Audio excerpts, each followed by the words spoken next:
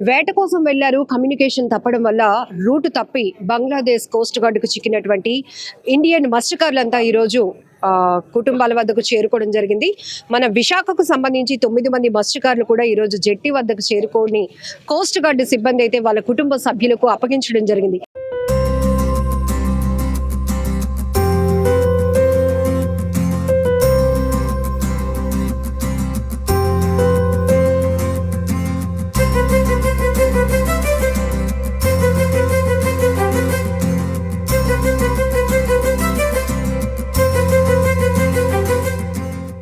ఒక ఆవిడ కూడా నీళ్ళు పోసుకొని ఉంది. చాలా ఇబ్బందులు పడి చాలా అవకాశాలు వచ్చాయి.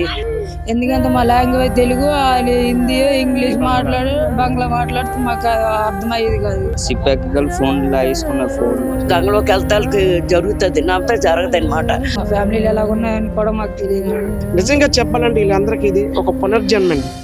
ముఖ్యంగా చెప్పాలంటే ఏపీ మెకనైజ్డ్ బోట్ అసోసియేషన్ తీసుకున్నటువంటి ఇనిషియేటివ్ కానీ, ఫిషర్మెన్స్ జేడీ గారి ఆధ్వర్యంలో అట్లానే పోలీస్ డిపార్ట్మెంట్ ఇవరందరూ తీసుకున్నటువంటి ఒక గొప్ప ఇనిషియేటివ్ వల్ల ఇదంతా కూడా చట్టబద్ధంగా జరగాలి కాబట్టి కాస్త ఆలస్యమైనప్పటికీ ఇప్పటికైనా వీరంతా కూడా తమ ప్రాంతాలకు చేరుకోవటం, కుటుంబ సభ్యులు కూడా కన్నీళ్లు పెట్టుకుంటున్నారు. 100 రోజుల పైనే వేటకు వెళ్ళిన వాళ్ళంతా కూడా ఈ రోజు ఇప్పుడిక్కడికి చేరుకోవడంతో చూస్తున్న వీళ్ళ ఎమోషన్స్ అన్ని వీరెవరూ ఊహించలేనటువంటి పరిస్థితులు అక్కడ చిక్కుకోవడం జరిగింది.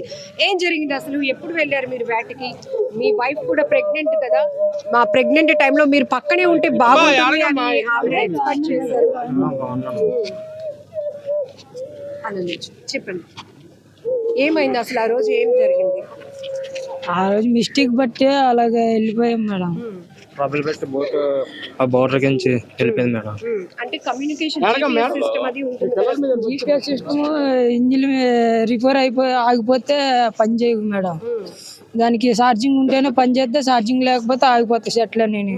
ఇప్పుడు కూడా అలాగే సెట్లు అన్నీ ఖరాబ్ అయిపోతే మన పోస్ట్ గార్డ్ ల్యాబీ వెనకాల అలాగ మనం ఫాలో అవుతూ మమ్మల్ని 6 అయితే ల్యాబీలోకి తీసుకున్నారు.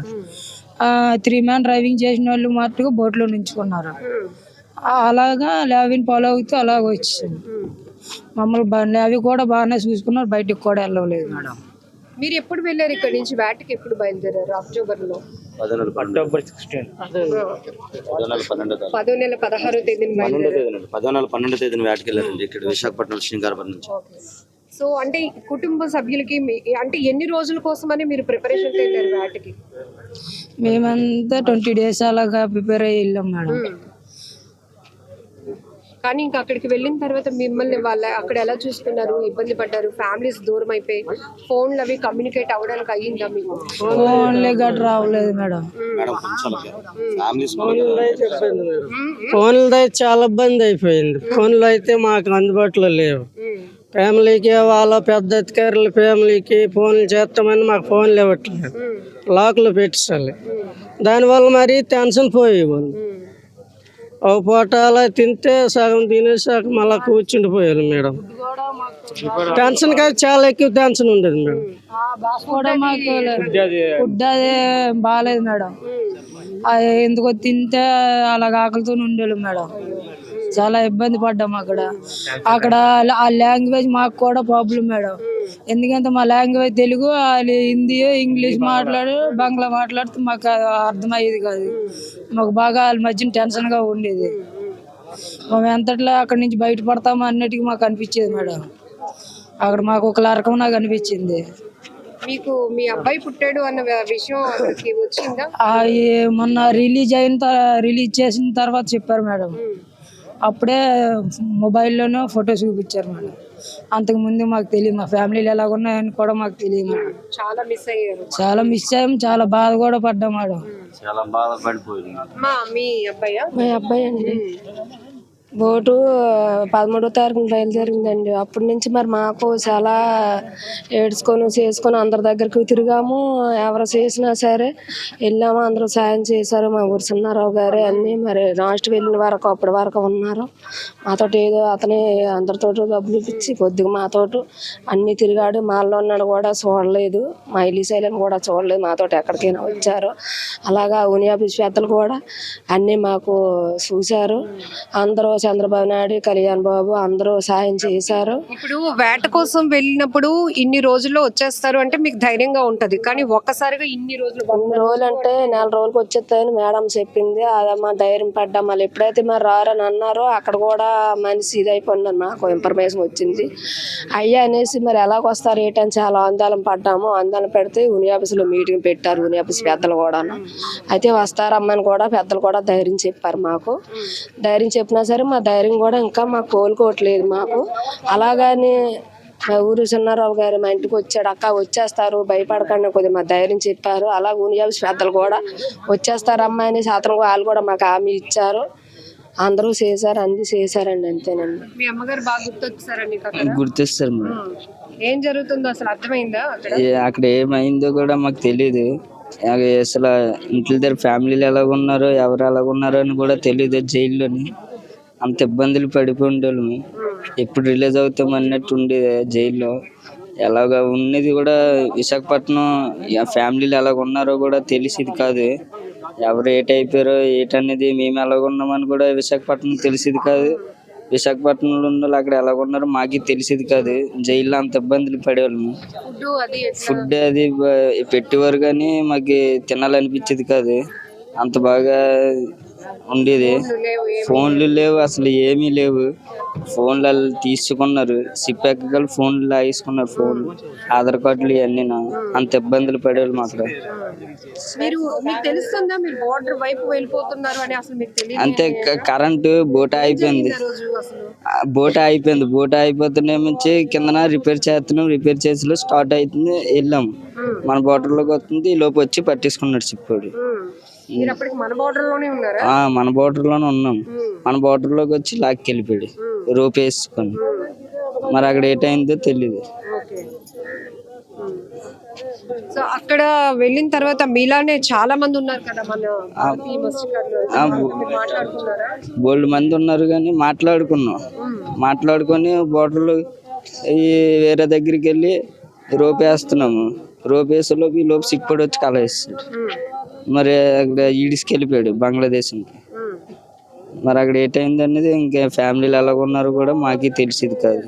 అంత ఇబ్బందులు పడారు.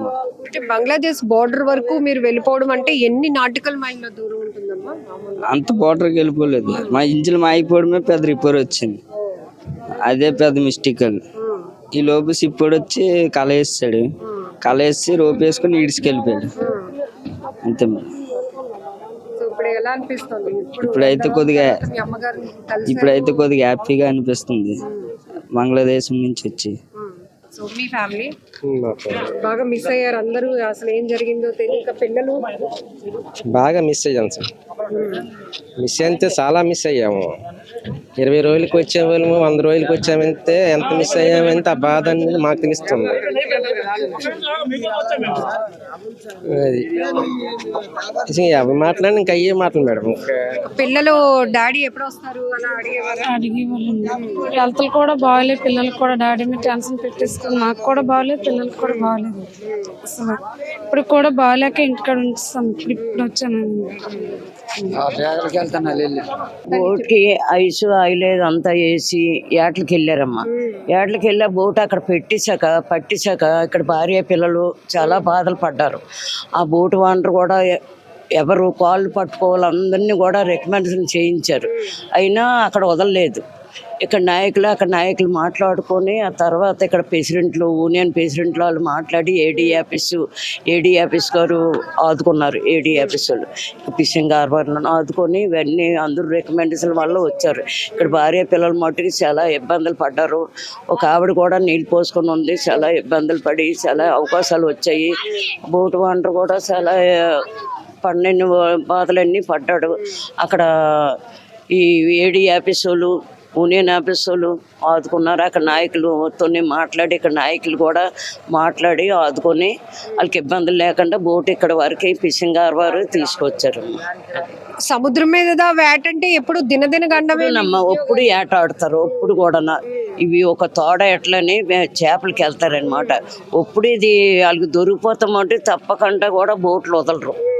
నానా బాధలు పెడతారు అక్కడ వాళ్ళు. కళాశాలని డ్రైవర్ని బాధ పెట్టి బోట్లు వదిలి పని ఏమి ఉండదు. కొన్ని గంజాకాడ కూడా బోట్లు పట్టేశారు. గంజాకాడ బోట్లు పట్టేసి కూడా ఆ బోట్లు కూడా వదలలేదు. వాళ్ళ భార్య పిల్లలు కూడా గొళ్ళు మీద ఏడుస్తున్నారు. గంజాకాడ బోట్లో పట్టేసి అవి కూడా వదలలేదు మేడం గారు. ఆ బోట్లు కూడా వదలలేదు. చాలా ఇబ్బందులు పడే అవకాశం ఉంది. కళాశాలు డ్రైవర్లు భార్యలు ఇక్కడ వాళ్ళ వంకన బతికిన వాళ్ళు గంగలోకి వెళ్తానికి జరుగుతుంది, నాతో జరగదు అనమాట. అలాగే ఏటకని వెళ్తాడికి గంజాలోని కూడా బోట్లు పట్టేశారు మేడం గారు. ఆ బోట్లు కూడా వదలడం లేదు. 6 నెలల వరకు వదలమనేసి చెప్తున్నారు. అప్పుడు ఈ ఆడవాళ్ళు ఏమైపోతారు? తల్లి పిల్లలు ఇక్కడ గోలు పెట్టేస్తున్నారు. ఏడీ ఆఫీస్ వాళ్ళు యూనియన్ ఆఫీస్ వాళ్ళు మట్టుకు ఆదుకున్నారు. ఇక్కడ నాయకులు కూడా వెళ్ళి వాళ్ళతో మాట్లాడటం కూడా జరిగింది. ఆ బోట్లు కూడా వదలలేదు గంజాల బోట్లు. సో దీనికి సంబంధించి మాట్లాడడానికి AP mechanised boat association president Lakshmanarao గారు మనతో పాటు ఉన్నారు. సార్, 9 మంది మత్స్యకారులు అక్కడ చిక్కుకుపోయారంటే 20 రోజుల్లో మా వాళ్ళు వేటకెళ్ళి వచ్చేస్తారు అని ఎదురు చూసే కుటుంబాలు ఇన్ని రోజుల పాటు ఎంత యాతన అనుభవించాయో మనందరికీ తెలిసిన విషయమే. ఎట్లా చెప్తారు? అందులో మీ ఇనిషియేటివ్ కూడా ఉంది. కానీ ఒకటి మాత్రం వాస్తవమా, నిజంగా చెప్పాలంటే వీళ్ళందరికీ ఇది ఒక పునర్జన్మ అండి. ఈ పుట్టిన భూమికి తల్లిదండ్రులకి మరి ఎంతో బ్రతుకు పంచుకున్న భార్య పిల్లలకి ఈరోజు దగ్గర అవుతారని ఎవరికి ఆశలు అనేది నిర్వీర్యం అయిపోయాయి.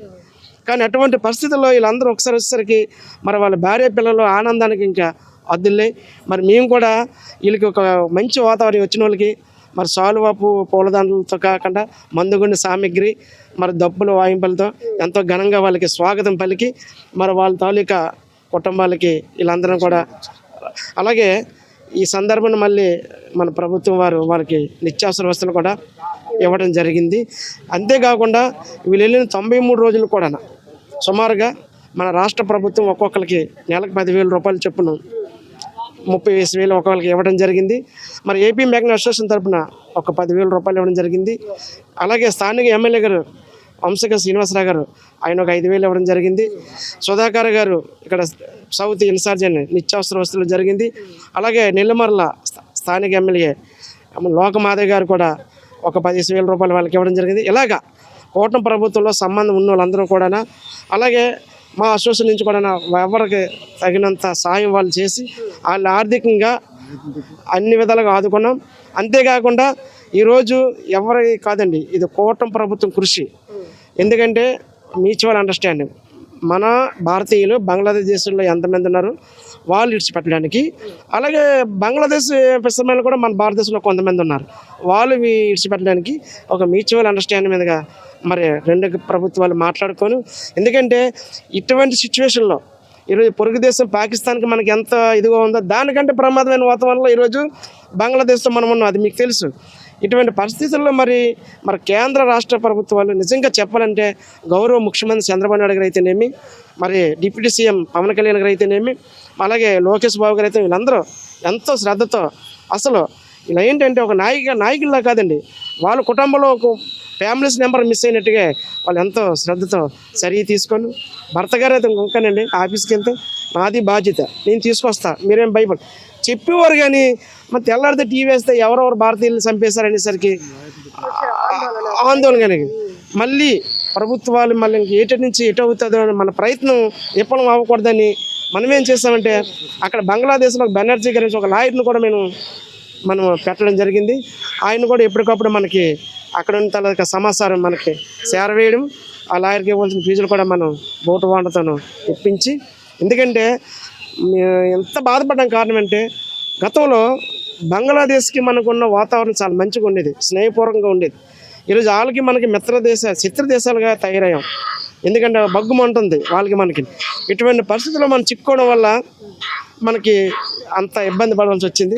ఏదేమైనా సరే చివరిగా ఒకటే మాట అండి, కూటమి ప్రభుత్వం వారు ఎంతో సాక్షాత్యంగా మరి ఎంతో మంచి శ్రద్ధతో మరి వీళ్ళందరి పట్ల చూపించి ఈరోజు వాళ్ళ కుటుంబాలకు అప్పచెప్పినందుకు మరొక్కసారి మా ఏపీ మెకనైజ్డ్ అసోసియేషన్ తరఫున కూటమి ప్రభుత్వంకి, స్థానిక లీడర్స్ అయిన పార్లమెంట్ సభ్యుల ఎంపీ గారు భర్త గారికి, ఎమ్మెల్యే గారు వంశీ గారికి కృతజ్ఞతలు తెలియజేస్తున్నాను. విశాఖ హార్బర్ జెట్టి దగ్గర అయితే గనక ఒక సంబరమే అని చెప్పాలి. ఎందుకంటే ఇన్ని కుటుంబాల్లో ఒక రకంగా ఆనందం వచ్చింది అంటే తమ వాళ్ళు మళ్ళీ వాళ్ళ దగ్గరికి చేరుకోవడం వల్ల అని చెప్పాలి.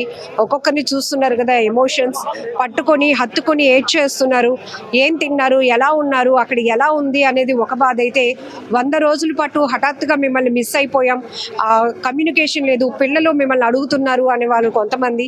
ఇప్పుడు 9 మంది మత్స్యకారులు ఒక అతనైతే వాళ్ళ వైఫ్ ప్రెగ్నెంట్, ఆమెతో ఇంతకు ముందు కూడా మనం ఇంటర్వ్యూ మాట్లాడించినప్పుడు ఖచ్చితంగా ఇప్పుడు ప్రెగ్నెంట్ సమయంలో నా భర్త ప్రేమని నేను ఎక్కువగా కోరుకుంటున్నాను మేడం, తన నా దగ్గర ఉండి చూసుకోవాలనుకున్నాను, కానీ వేటకు వెళ్ళిన వాడు బంగ్లాదేశ్కి చిక్కుకోవడం అనేది ఇప్పుడు నేను తట్టుకోలేకపోతున్నాను. కనీసం నా బిడ్డకి నేను డెలివరీ టైంకి నా భర్త నా పక్కన ఉంటారు అని ఆశిస్తున్నాను అన్నారు. బట్ ఇవన్నీ కూడా చట్టబద్ధంగా జరగాల్సినటువంటి విషయాలు కాబట్టి కాస్త లేట్ అయినప్పటికీ ఇప్పుడు అతను మనం మాట్లాడించిన అతనికి కూడా బాబు పుట్టాడు.